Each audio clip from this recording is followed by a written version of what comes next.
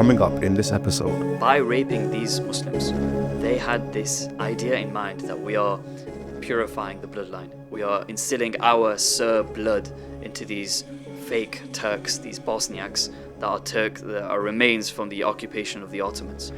1,000 years after Rasulullah, these people died for the kalima. These people died for Islam and their identity as Muslims. I have a 10-year-old daughter, and when she sees the stuff that's happening in Gaza, due to the nature of the kids, one question they ask is, why is no one helping them? Right? And this is a question I had as a child in the 90s when I was watching the Bosnian genocide. Where they didn't just have them in mass graves, they would dig them up every few days and they would put them in secondary graves. What is things that maybe you believe that you didn't, that you no longer believe? You get it? It would be good just to hear the Serbian side of the story, or what it was like as a Serb growing up during that time. And I mean, growing up, actually, I used to go Serbia during, every summer. Like, it was in my personal interest to be as pro-Serbian as possible, to make it like, to soften the blow, like to make it not seem as bad. In this episode, I spoke to Petrit and I continued the conversation with Ayub and Harris. I then speak to a Serb to try get perspective from the other side. So stay tuned to the end. Episode 2, let's go. Bismillah ar-Rahman ar-Rahim. So today I find myself in South London and it's quite late at night, but alhamdulillah, this interview had to be done. Today I'm with brother Petrit, who is a political analyst or political commentator. He has a special focus when it comes to the Balkans. I actually attended a presentation of his not too long ago, which intrigued me and made me think that this is someone that I definitely need to speak to for this project. Just to start with, inshallah, I just want to ask you about your own background, a bit about the Balkans and where you hail from, which is Kosovo, and maybe your personal story on how you ended up in the UK. Assalamu alaikum. My name is Petrit. I've come to the UK since I was 14 years old. I came here during the Kosovan War of the 98 to 99. I initially took interest in the region mainly due to the fact that it is a center of the Muslims in Europe. It has its long history of struggle between the East and the West, and the Muslims of the Balkans are in the middle of that struggle, politically, socially, and I've been following it ever since. I still follow it day to day, and I am a IT professional working in London. Tell me about maybe Kosovo and what happened, and do you have any stories from your parents and what happened close to the time of the Bosnian War? So initially, if you look at the Balkan, what they call the breakup of Yugoslavia, is that it started in the Bosnia, Croatia, Slovenia time, which is 92 to 95. And in total, you had around 100,000 people killed there. And around 80%, 80,000 were Muslims. Where Kosovo comes into it is that the war actually spread into Kosovo in 98, 99. I was living there with my family. And all the struggles, I do have uncles who were stabbed, who were shot. There's personal stories of my family running through the mountains to reach Albania, to run into the safety. And just to make it more contemporary, I think one way that the Bosnian War has affected me is that I have a 10-year-old daughter, and when she sees the stuff that's happening in Gaza, due to the nature of the kids, one question they ask is, why is no one helping them, right? And this is a question I had as a child in the 90s when I was watching the Bosnian genocide between 92 and 95. I still clearly remember the images of Srebrenica where men were just lined up, quite frankly, just shot, point blank rage, all 8,000 of them. And I think, that comes once in a while at a certain war, certain event that will have an impact on children, and they will be asking these fundamental questions. And I never understood how, and I used to look some of these Bosnians, there were blonde blue eyes, and I thought, how can they let these people die in the middle of Europe, right? I wasn't really sure where Bosnia was physically, but at least I knew it was close to Kosovo. So that's, there are sort of similarities between what's happening now in Gaza and what's happening in Europe. What happened in Bosnia in 1995, which is that it is a conflict genocide which can be stopped. It can be stopped by the powers that be, whether they're Europe and so on. But they make deliberate decisions to prolong that war, right? And this has had an effect on me since then. And now I'm assuming this is going to have the effect on my children, same for Gaza as well. And Europe was happy to let the war in Bosnia go on. And they, in fact, I would say that they proactively helped this. So just to give you an example, when the Yugoslavia was as a whole, the army, the weapons, everything was based in Serbia, around Belgrade. So the Serbs had control of it. So what Europe and US decided to do was to put an arms embargo on the whole of Yugoslavia. But what happened was that the arms embargo only affected the Muslims. It did not affect the Serbs because they had the weapons already, right? And this is, you have even the Western politicians, a statement say that this was okay, right? You have a statement by the former French Prime Minister François Mitterrand, who said that, we are not happy seeing any seeds of Islamic unity in the Balkans whatsoever. And we are happy for the Muslims to basically once in a while die or be killed, right? Just the way that the Zionists have this idea of mourning the lone in Palestine once in a while. I think Europe, they don't say it, right? But they have this idea that it's actually okay if the Muslims in Europe, Muslims in the Balkans decline, and they are not able to set up any unity amongst themselves, which is based on Islamic ideas. Look, the fact that Europe is supporting Germany, supporting Gaza at the moment with armaments, this is not new. Okay, this is not new. There's a historical precedent to Europe letting basically Muslims die and be happy with helping the opponent to kill those Muslims. And it's something that is not going to change because that's the nature, really. The Serbs were seeking revenge for the Ottoman Empire war, or for the crimes, quote, quote, of the, quote, unquote, of the Ottomans. And they said officially that they want to fight the Turks, meaning the Bosnians. This shows us their hate against Islam, and they killed many Muslims.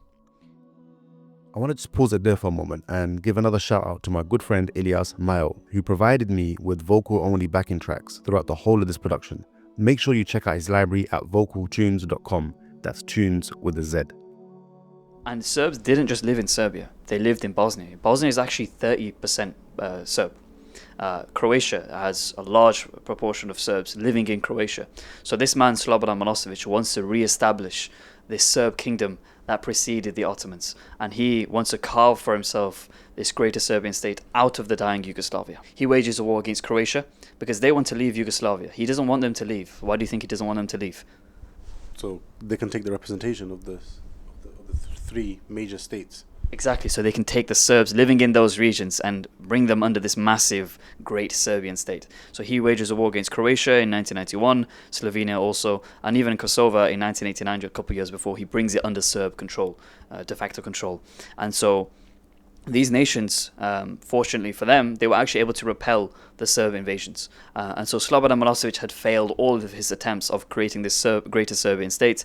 And so his final, last task before he throws in the towel is, of course, Bosnia. And in 1992, there is a referendum. The people of Bosnia want to leave because, they've seen what's happening across Yugoslavia. The Serbs have invaded. And this referendum is hosted by...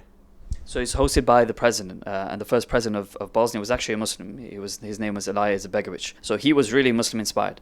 You can even see him, there's plenty of videos of him chanting the takbir and, things like that. So he was very Islamic-oriented.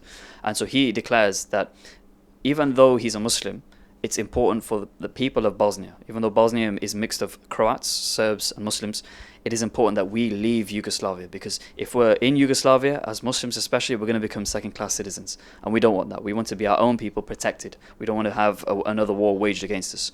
So there's a referendum to leave Bosnia. And in 1992, Bosnia leaves Yugoslavia, officially, according to the referendum. However, unfortunately, the Serbs didn't recognize this referendum because obviously it goes against their ideas of creating a greater Serbian state. So Serbia during this time is, the bigger Serbia, is funneling in thousands upon thousands of ammunitions, tanks. And what year is this referendum? This referendums in 1992 was the final thing which really, sealed the fate for the Bosniak Muslims. And so you have, these mini Serbs, I like to call them. They're called Bosnian Serbs, but for the sake of understanding it, they're Serbs living in Bosnia. They begin to arm themselves with weapons from Greater Serbia, the actual nation of Serbia. So Slobodan Milosevic, although he doesn't actually directly intervenes, he actually funnels in as much support as the Serbs need in Bosnia. So something's loading, basically. Yeah, and they're preparing for yet another genocide. And the thing to understand is, it is at this very pivotal moment in which the Serbs in Bosnia are well equipped for another genocide, for a genocide against the Bosniaks, that the Bosniak Muslims weren't prepared. They didn't have an army, they didn't have an army, they didn't have a tank, they had nothing. And it was at this very pivotal moment that the West decided to put an arms embargo on Bosnia, to stop them from getting arms, to stop them from defending themselves. And there was nobody that benefited more from that arms embargo than the Serbs. That sounds quite sinister. Looking back at it, what was the justification for putting an arms embargo on Bosnia? Well, you can speculate for yourself. These are Muslims. Do you really want these quote-unquote radical Muslimics to roam around with guns, having and establishing an Islamic emirate in Europe? Can you imagine? You can argue maybe they didn't want spillover, they didn't want to, have the conflict spill over into a regional European war. But obviously it's clear these were Muslims and they wanted to subdue the Muslims. They didn't want them to have the aspirations that Alija Izetbegovic had. And he wanted to create this Islamic identity for the Bosniak Muslims. So now, from the arms embargo, how does that lead us into what took place? And then Muslims from even the UK, here where we are today, going over to do what they had to do, whether that was support them financially, through charity, or to even fight. So at this moment in time, the Serbs are rallying their civilians in what is now today known as the Republic of Srpska. This is an entity in Bosnia. We'll get on to how that was formed afterwards. And this entity is, like I said, these are mini Serbs living in Bosnia, and they are having a massive propaganda war against the Muslims, calling them, like I said, Turks. They need to be rid from Europe. There was a quote from the leader of the Bosnian Serbs. His name is Radovan Karadzic, a terrible war criminal, a monster. This man is despicable. He says that if we need to, we will erase them all. 200,000, 300,000, however many. We will make the capital of Sarajevo a black cauldron. And if we can establish a Serb kingdom, if we can establish Serb rule there, then we've achieved our aims. These people, he says, are the trash of this world. They need to be removed. That's his exact words. So you have this really, really rampant anti-Islamophobic dogma, which is continued today if you go to Serbia. So they're beginning to mobilize their people, which, by the way, like we mentioned, during communism, everybody was one another, brothers with one another. They had the idea of brotherhood and unity. So now, all of a sudden, these people who your neighbors, people who you are married to, begin to turn upon each other because you're a Serb and I'm a Muslim. And this was the tactic in which the Serbs used in order to mobilize their entire population. So all the civilians, not all, but a large proportion of the civilians just simply enrolled upon the army. We're going to do a crusade against the Muslims. And they wanted to erase Islam from Europe. And thus, in 1992, you have a few things which trigger the war. It's going to happen anyway. It was boiling down. It was a ticking time bomb. It was only a matter of time until Bosnia transcended into the medieval barbary as we saw it in the 1990s. So you have, pockets of the war in different cities. So you have the siege of Sarajevo, you have the siege of Mostar, you have the siege of Zenica, Gorazde. All these cities, these Bosniak cities, were the prime targets for the Serbs. They wanted to erase the Islamic history, and as their armies and their tanks steamrolled through Bosnia, by the way, they've got no arms, nothing, they would literally destroy any remnant of Islam, eviscerate any remain that there were Muslims there. In towns that were once Muslim for hundreds upon hundreds of years, within moments, literally moments, completely disintegrated. You have hundreds of years old of mosques destroyed, and it was a systematic thing. It wasn't, just some rogue dudes in the army and the paramilitary units that simply did this. It was a systematic policy passed down and orchestrated by the commanders of the Serb army. One of them is Ratko Mladic. He's the most infamous barbarian of them all. He was the architect of the Srebrenica massacre, if you know what happened. Yeah. And there was also, I think, the most unfortunately famous event was the massacre of Srebrenica, where you had soldiers from the United Nations, which should keep peace on this area, and who collected the weapons of the Bosnian. But at the end, the Serbs killed in approximately 3 days minimum 8,000 Bosnians, bro. 8,000. And no one did react. Interesting fact, bro, for this war is that at the end, when the Bosnians handled to organize themselves, to get some weapon and so on, they achieved to fight against the Serbs, and they arrived before the doors of Banja Luka, which is the capital city of the Republika Srpska. So they could kick out the Serbs of Bosnia, but the American decided to make an agreement of Dayton to stop the war. So the Bosnians were betrayed twice. First, before the war started, and at the end, when the war ended. And I think this should be our lesson, to never ever trust the kuffar. The most famous massacre, I guess, that we know of and we hear of is the Srebrenica massacre. And maybe someone who hasn't looked too deep into what happened at Bosnia or what happened in Bosnia would think that it was just that genocide. 8,000 or so Muslims were killed. But tell us about the other things that were happening, the other cities that were under siege. Like, tell us about it. So there's a really interesting map, hope I can maybe show you later, of the genocide across. So it shows you the statistics of each city. For example, Prijedor, you had concentration camps. And by the way, as we're mentioning, it's not just the Serbs that are committing these massacres. Who else are going to be committing these massacres? The Croatians. Correct. So Bosnia, literally, like it had done in World War II, had found itself engulfed by both sides, by both of their neighbors. They both planned, even though the Serbs and the Croats hate each other, they both planned to carve up Bosnia, to take as much land as possible. So in the west, you have the Croats committing many massacres. For the most part, they actually were cooperating with the Muslims. But as soon as they started to see, hang on, these guys, they're finished, we might as well just carve up as much land as we want. That is when you see mass concentration camps across the west of Bosnia. That is the border towards Croatia. By the way, just for you guys, I've cut down hours of these interviews. I've tried to condense it as much as I can. And coming up shortly in this episode is my interview with a Serb. But for now, let's continue. When you say concentration camps, are we talking like Uyghur concentration camps, or are we talking Hitler Nazi concentration camps? It's actually somewhere in between. So you had in most of these concentration camps, many of the people were tortured, abused beyond their ability to live longer. So actually you also had rape camps in Foča, in the east of Bosnia. This was orchestrated by Serbs. Women were abused, raped daily, on a daily. They actually got so tired of raping them, they'd have to have shifts 24/7, rape. That's all they did. And these women, rape isn't just something that you experience and then afterwards it goes. You get diseases. You can die from the diseases that these thugs, these criminals had.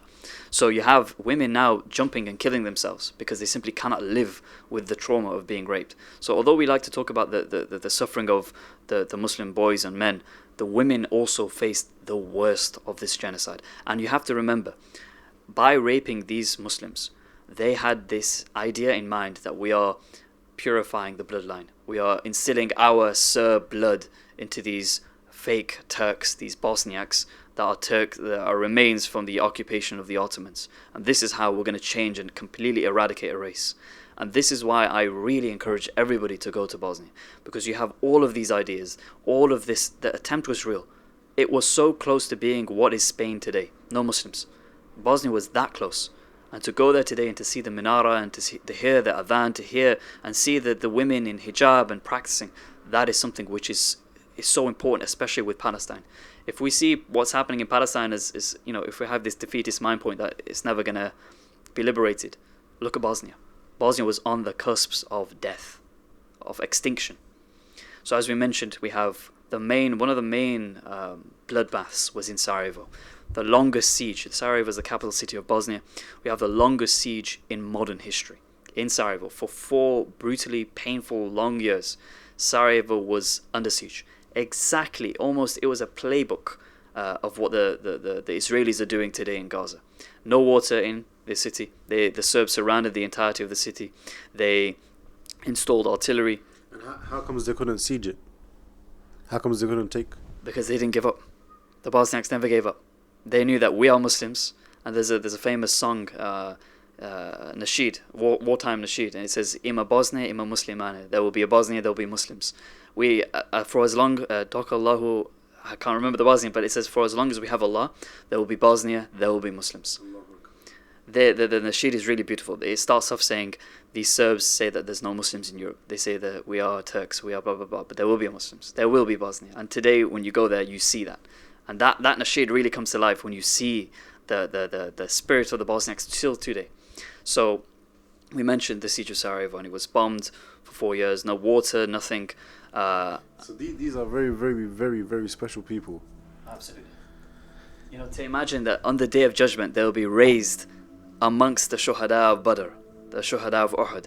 These same people. Imagine where they are in Europe, bro. Thousands upon thousands of miles away from Mecca, where this deen originated from. Hundreds of years, 1,000 years after Rasulullah sallallahu alaihi wasallam, these people died for the kalima. These people died for Islam and their identity as Muslims. And imagine, I could never say, people would say, oh, they don't have beards, they don't have this. When it came to the matter, they gave their lives. Regardless if they had a beard, if they were practicing, they gave their lives. They realized, we're going to die for this deen. We might as well die in honor. Without iman. And so whilst I was there, I managed to interview many of the commanders of these Muslim brigades, and they would tell me that it was compulsory to pray your salah. It was compulsory that every soldier learnt deen, learnt fiqh. They really revived and rediscovered their iman, because after 45 years of communism, they're starting to, because there's no more restrictions during the war, so it's all guns blazing. They are absolutely devouring as much knowledge on Islam as possible. And I spoke to a victim of Srebrenica, one of the final last surviving people of the firing squads. He actually was shot a couple of times, and he lived in Srebrenica. He was just a normal kid. He was 16, 17. And he would say in Srebrenica, as they are being bombarded and besieged, you see the mosque on Jummah completely full. There would be not a single day on Jummah where he'd be able to pray in the mosque, because these Muslims are so, they're eager to learn about Islam, because they're starting to learn about their deen. They're ready to die. They're ready to see the gun, the barrel, and think, subhanAllah, this is Jannah waiting for me. My father told me that there were 2 things that woke up his generation when it came to their identity and them realizing that they were Muslims. One was the Salman Rushdie affair, and the second was the fact that they heard that there's white Muslims, that Muslims exist in Europe and they're being attacked. And that woke them up, that we have to go there and have to defend them. What do you think the importance of that legacy is for the youth today? Yeah, absolutely. It really is touching. It really hits home when you mention how many people from here actually went over and then really discovered, not just the Bosnians discovered, but also the whole of Europe discovered the importance of being a Muslim. So let's answer the second question. Firstly, the main takeaway from the whole Bosnia saga is that you cannot assimilate. We, as the diaspora, as Muslims living in a non-Muslim land, we cannot assimilate. If there was ever a people to assimilate with the non-Muslims, with the people of quote-unquote Europe, then it would be the Bosnians. They spoke the same language, they had the same food, they shared the same culture, same everything. They looked the same. If you go there today, you'd never know the difference between a Muslim and a Croat. Of course, if they have a beard or whatever, but you could tell no difference. But when they were slit and when they were sliced open, what the Serbs and those terrorists found were the blood of Muslims. And that is something you can never change. You can try to assimilate. You can try to speak the language of the people in England. You can try to do the jobs that they do. You can go into gambling. You can go into this drug, game that people do, and be on the streets. And you will never be able to be them, no matter how hard you try. When push comes to shove, you're a Muslim and they're a kafir. They're a non-Muslim. So that is really the main takeaway, that these Bosnian Muslims were treated in this terrible way. This is a civilized place, as I mentioned. Bosnia, everybody went there for tourism. And so a place like that to transcend into medieval Barbary, by the way. We're talking like skinning people alive, hanging people, terrible things that you'd expect to hear in the 1600s. For that to happen in Europe, on European soil, it is not far from home. So although we're comfortable in our lands, in Germany, and across Western Europe, wherever we may be, you cannot always be comfortable. You always have to understand and take 2 steps, plan things 2 steps ahead of everything. We have recently with the whole Palestine thing, we're literally being imprisoned for holding tunes, and we're literally being silenced. We're having our voices snatched away from us. We're degraded. We're not seen as people that are worthy of even having a voice. We're not far from, I'm not going to say this is going to happen, we're going to get genocided in London, for example, but we should never be really, really comfortable in our homes, because within a blink of an eye, as the Bosnians, they never imagined that they would have their neighbours shoot them and kill them.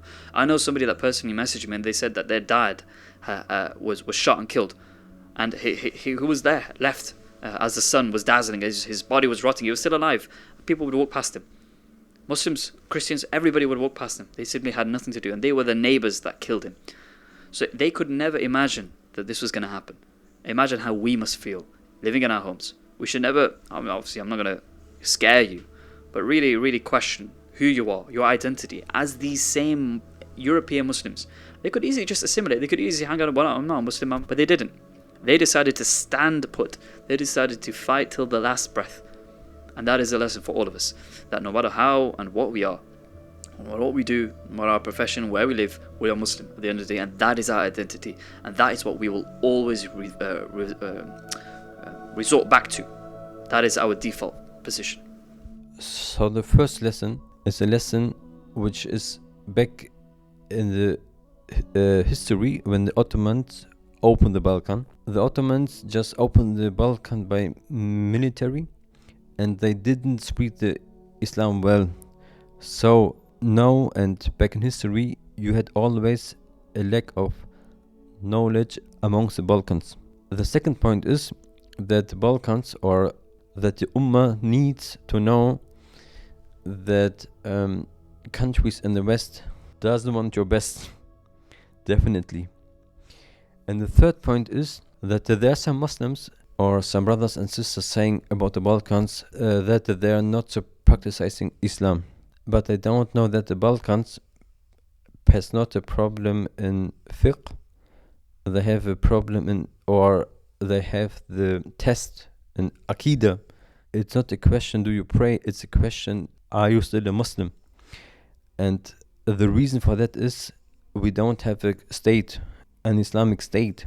If we would have an Islamic state, the Islamic State could save Bosnia and Kosovo, give them knowledge about Islam, and protect them for fitna and for the plans of the West, bro.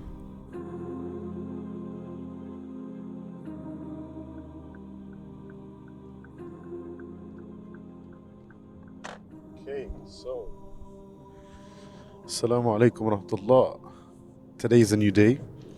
As you can tell, I'm traveling. I'm currently on my way to conduct another interview. I'm not feeling well. As you can hear, trying to clear my throat. I'm currently driving in London. I'm on the way to the south of London, not too far south. I will hopefully join the A13 and then cross over Tower Bridge to get to my destination. Today's going to be a very interesting interview. Obviously, because you know me, I'm like the best journalist out there, and I don't have a bias. I'm not impartial. I am impartial. And I don't want to just cover the story from the Bosnian side. So right now I'm on my way to interview a Serbian.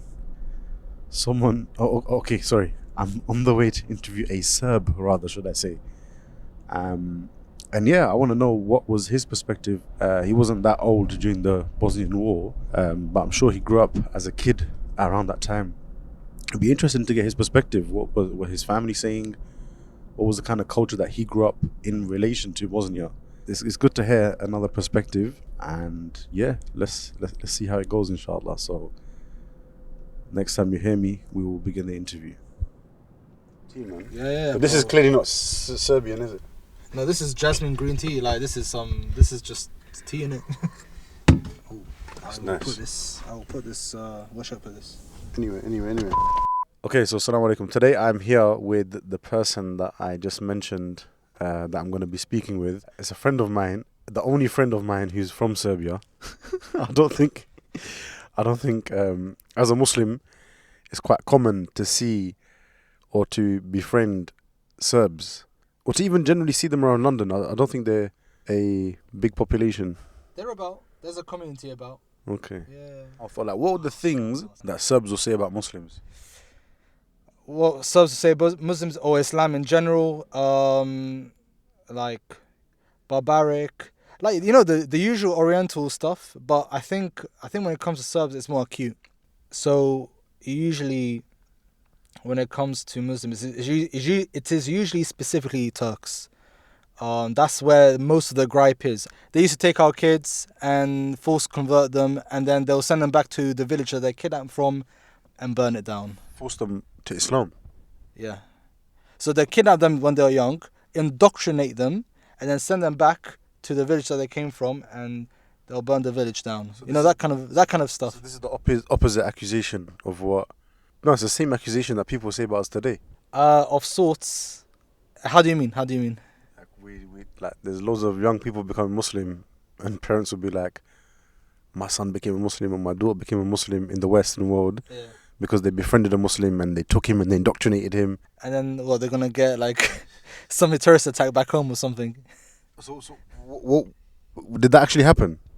So there is that narrative that during when the Ottomans were in control and ruled over Serbia, what is now Serbia, and a big chunk of the Balkans, that basically so they will take a certain quota of Christian like boys, and like the Janissaries. this is exactly what we're talking about. Okay. Or Janisar as they call it in Serbian. And yeah, so there's a whole gripe about the Janissaries that you take them, they force conversion. This is the narrative, by the way, yeah. And they take away and take our boys away, borderline kidnap them. Okay, I now understand. Tell me about yourself, about your culture, what it was like growing up, especially considering you were a young boy while the genocide was happening. So I assume you grew up in the UK at that time. What was the response like? It's like being on the other side, isn't it? We want to hear that side of the story. It's like, for example, the Palestine and Israel conflict. Like, it would be interesting to hear, like, what goes on in an Israeli household. Like, what is the story, or what is the propaganda, or what is things that maybe you believe that you don't, that you no longer believe. You get it? It would be good just to hear the Serbian side of the story, or what it was like as a Serb growing up during that time. It's weird because obviously as I was growing up, I wasn't actually aware of what was going on at the time. Like my mom, she didn't, she kept that from me. Yeah, my mom kept that from me, so I didn't actually know that there was a war going on at the time. And I mean, growing up, actually, I used to go to Serbia during every summer, in fact, or at least most summers. I think for 1 or 2 years, when things got quite heated, I now know that we went to for some holiday. We went, instead of going to Serbia to visit family as we usually did, went to Hungary or somewhere else. Again, I didn't know this at the time. I remember coming back to Serbia one time. I remember seeing a bridge. I had a flat in a town north of Serbia, and we lived near the river Danube. Yeah, this is the famous river that goes through Europe. From Germany to Serbia and so on. And there was a bridge that would cross that river. It's a big bridge. It was a really big bridge, and I remember seeing it collapsed from both ends into the river itself, and it was this big bridge, and just seeing it like that, it was weird. It was like, there's post-apocalyptic scenes that you see, it's just a wasteland, a wasteland kind of scene, but obviously it's just for that bridge specifically, yeah. And I was like, how did that happen? And then later on I learned it was NATO that bombed Serbia. Basically, I guess like bridges and one of these are strategic infrastructure. But at the same time, I'm saying, okay, NATO. This is when kind of I started to slightly be more aware of what's going on. Okay, wait, NATO bombed my country. The West bombed us. Okay, this is interesting. One of the factors that kind of got me interested into Islam was that, okay, the West was against us. So I felt some antagonism towards the West while I was living in the West myself. As a European. Yeah, as an Eastern European. And then, growing up, kind of after most of the war, or completely after the war had concluded, I kind of got to know more of what actually happened during that time as I was growing up, right? So as I was growing up at the time, I didn't really realize what was happening. It was more after. I think the narrative, it's obviously a Serbian narrative, is fundamentally a nationalistic narrative. And what does nationalism do best? It downplays it downplays the atrocities of your side and amplifies atrocities done against your side, right? I knew there was a war. A big thing Serbs would say a lot was that there were no good sides. So yeah, there were no good sides. Everyone was a bad guy. No one was innocent. That kind of thing. Yeah, there were no good sides. So they don't claim that they were in the right. I think it was a case that no one was completely innocent. Oh, obviously you're going to get a spectrum, right? You're going to get people say no, we were completely in our right to defend ourselves or whatever, things like that. But a common thing that I've heard was, no, you know what? No one was innocent. No one was completely good.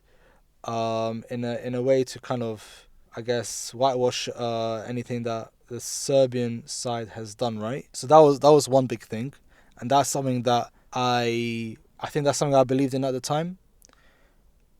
It's weird, right? Because obviously you go Serbia every year for holidays. You meet your family, and everyone's nice, and you meet people that like on the ground, and the experiences you have with them are lovely. Yeah. I went to Serbia as well myself. Oh, did you, mashallah? What was your experience in Serbia?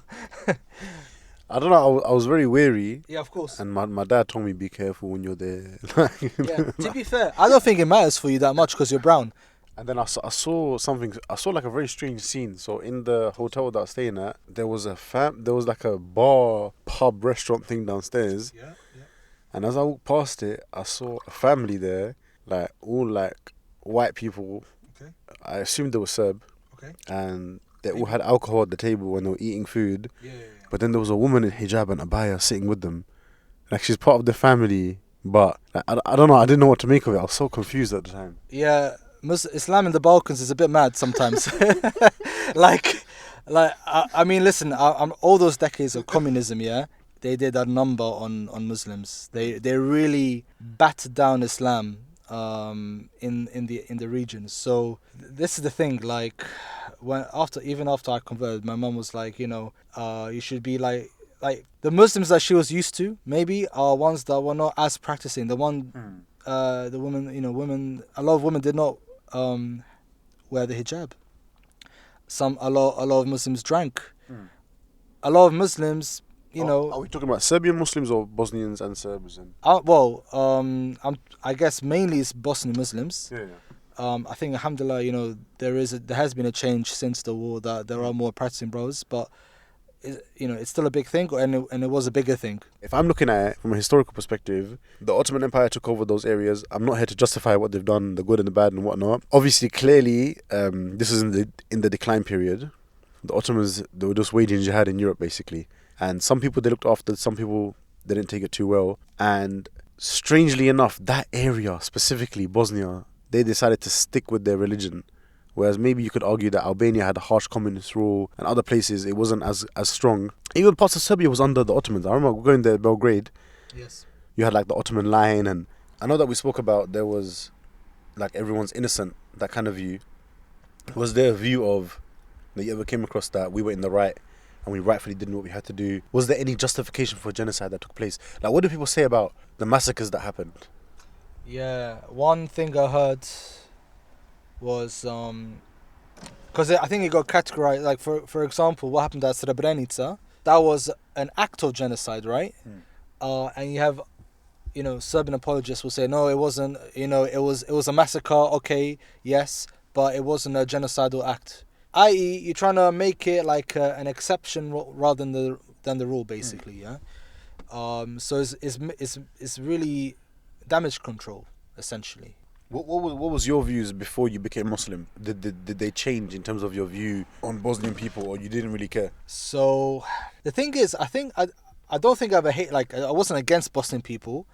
I was never against Bosnian people. I was just trying to reconcile with what I've been hearing and trying to make sense of the situation, because actually for me this was like it was a very frustrating issue for me. I was trying to, I was looking at the war in Yugoslavia, Serbia, Bosnia, Croatia, etc. with that kind of in mind. I'm thinking, well, what is going on? And it was very hard to impossible to find evidence that what Serbia did was justified. And I tried hard. So you actually tried? It was in my personal interest to be as pro-Serbian as possible, to make it like, to soften the blow, like to make it not seem as bad what we did as possible, to legitimize it or whatever, like anything that I could find, like, come on, there must be something like that we did that was justified, like, but I couldn't really find anything, and that annoyed me. But obviously, after time went on and I became Muslim, I ultimately did change my mind. It's funny because Bosnian Muslims and Serbs, they can't tell the difference between them. They look the same, they got the same ethnicity. I mean, Serbs can't tell the difference from Bosnians themselves. So they're considered, was it Slavic people? They're Slavic, yeah, they're Slavic, exactly. Like even Pakistanis can look at Bangladeshi and be like, I can tell. To an extent. Sometimes, sometimes. I think you can tell as well. Alhamdulillah, yeah, I can. Some brothers look Bengali, but they're Pakistani. Sometimes you get those funny ones, but yeah, for large part, there is a difference you can tell. But with Bosnians and Serbians, you cannot. Even them themselves cannot. The only way to make some kind of delineation is just by their name. Ahmed, Mehmet, whatever. Yeah, they will have an Islamic name. And that's the only way you can tell. Do you think that it's possible that in the future something similar to what happened in the past could boil up and happen again? You mean in the region or like anywhere in the West? In that region. Okay. I think an aspect of that is already happening now. I think so in Republika Srpska, which is the region of Bosnia that is majority Serb. I think they've already kind of started, increasing in nationalistic rhetoric. The guy who's in charge of the region, I can't remember his name, something Dodik, I think. He's I don't know, ramping stuff up. I'm not too invested in the situation. I'm not too sure what's going on, but I there is a sense that tensions are rising again. Spurred by the Serbs, with Russia backing them, of course, as their Orthodox Christian brothers. Serbs pride themselves a lot that they managed to hold on to their Christianity during the several centuries of Ottoman rule. That is a big thing in Serb culture. Like, that's one of the pillars of Serbian identity, you could say. The Ottomans shaped Serbian identity. Serbia has a history with Islam, and Eastern Europe has a history with Islam that you don't really find in the west of Europe, like in the UK. Islam doesn't have much say in British identity. Islam has a lot of say in Serbian identity, in Greek identity, and a lot of Eastern European countries that were on the borders with Islam, that literally clashed with Islam, that were also dominated at one point by Islam. and the Ottomans, and and the like, and the civilization. That is a way more, like, the attitude to Islam is more harsh. So Yeah. you know, when when someone becomes a Muslim, so like obviously my ancestors became Muslim, you became Muslim yourself, your identity and your history almost changes from a very specific regional history to the story of the Prophet ﷺ, all the way down to the Ottomans, the Abbasids, the Umayyads, Salahuddin al-Ayyubi. And now we live in a world where the Ummah story is very vast. We're talking about the Muslims in Europe, the Muslims in America, the Muslims of Australia, the Muslims in the Middle East, the Muslims of China. Where do you think that what happened in Bosnia fits in terms of as a lessons for us, or as part of our historical legacy for the youth to kind of, is it important for them to kind of understand this as part of the Ummah's history? You know what's interesting what you said? It reminds me of a quote by Churchill. He actually talked about the Balkans. He said, the Balkans has more history than it can consume. But to be fair, you can apply that quote to the Ummah. Like, the Ummah has more history than it can consume. There's so many stories that we will never hear about, probably, that we'll never get to know. But yeah, like, there's abundant lessons that I think we can learn from Bosnia. We can learn what happens when you do compromise. We can learn the strength that you get from holding on to your Islam. We can learn about, how devastating it is to have no one to rely on except, the non-Muslim powers, like the UN. The UN pose themselves as some kind of, a peacekeeping force, right? And, every Bosnian Muslim knows that is a joke, an absolute joke, that we can't seek protection from other than our own, or our lambs to slaughter, right? There's a lot of things that we can reflect on. Even the existence of Bosnia. Like, Bosnia is the most westward nation that Islam has a foothold in. It's the most west Islam is. If you take away Spain, right? Islamic Spain. But obviously we're talking about current day, so that's Bosnia, and it's amazing. And you see just whiter than white people, but they're indigenously Muslim, and it's beautiful to see. And they've got their own cultural flavor of Islam.